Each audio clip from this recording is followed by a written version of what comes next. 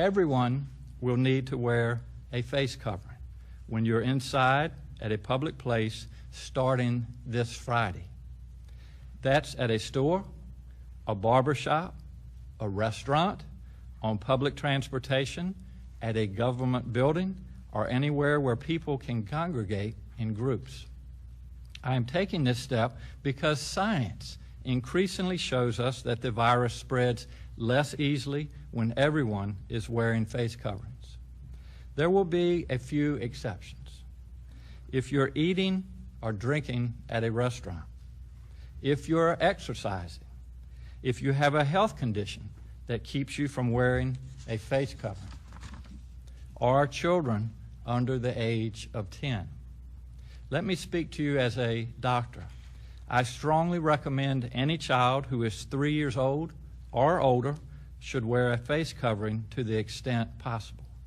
I want to be clear, this is about protecting those around us, especially our workers, and I'll speak more to that in just a minute. Protecting the people around us means face coverings. As I said on Friday, they don't need to be medical grade. Our health care providers need those. You can make your own.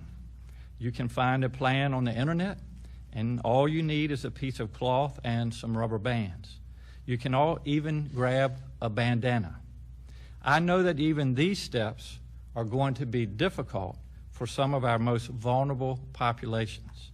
Throughout this pandemic, we've seen community groups step up to help out, and I hope that can be the case here. If you're a group that can help provide face coverings to people who don't have them, please consider ways to do that. My administration is working to provide masks to targeted at-risk populations, but every bit helps. This is a matter of public health, and as a result, any enforcement that is needed will be done by our health officials.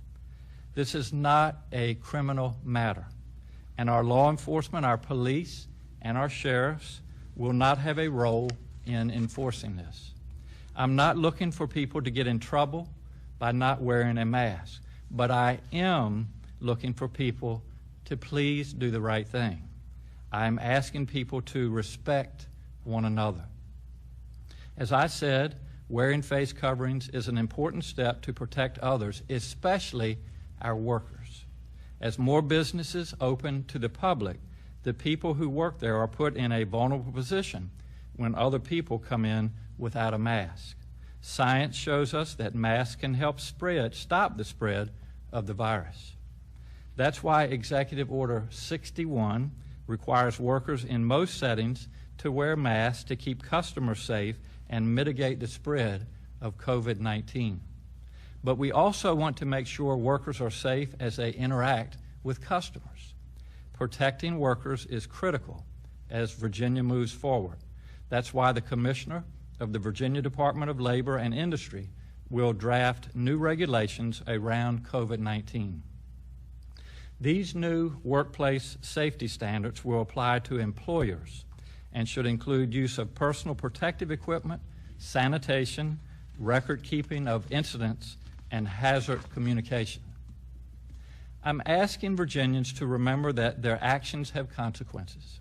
Everything we do affects someone else. I'm asking us all to remember the golden rule, that we should treat each other the way that we want people to treat us.